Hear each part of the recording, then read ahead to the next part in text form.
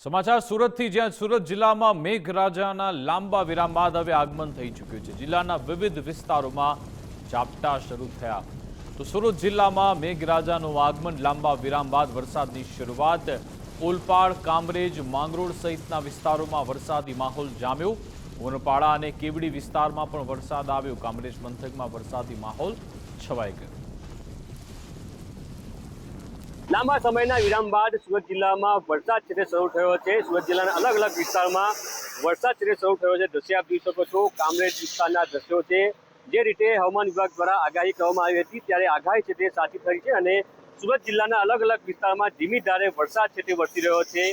કામરેજ નજીકના જે નેશનલ હાઈવેના દ્રશ્યો છે આપ જોઈ શકો છો કે ધીમી ધારે હાલ વરસાદ છે તે વરસી રહ્યો છે। ત્યારે સુરતની વાત કરવામાં આવે તો સુરતના વાંકલ સહિતના જે વિસ્તારો છે ત્યાં ધીમી ધારે વરસાદ વરસી રહ્યો છે। વરસાદ વરસતા વાતાવરણમાં ઠંડક પડતી છે। મહત્વનું છે કે છેલ્લા ઘણા સમયથી સુરતી લાલાઓ અસહ્ય બફારો છે તેનો સામનો કરી રહ્યા હતા, પરંતુ જે પ્રમાણે વરસાદ વરસી રહ્યો છે તેના કારણે હાલ વાતાવરણમાં ઠંડક પડતી છે। તો બીજી તરફ ખેડૂતો છે તે ખેડૂતો પર ખુશખુશાલ જોવા મળી રહ્યા છે।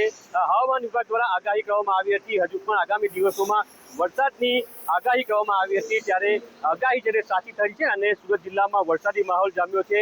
ફરી સુરત જિલ્લામાં વરસાદી માહોલ જામતા સુરતી લાલાઓ ખુશખુશાલ જોવા મળી રહ્યા છે, કારણ કે છેલ્લા ઘણા સમયથી લોકો અસહ્ય ગરમીનો સામનો કરી રહ્યા હતા। ત્યારે જે રીતે વરસાદ શરૂ થયો છે તેના કારણે હાલ લોકોને આંશિક ગરમીથી રાહત મળી છે।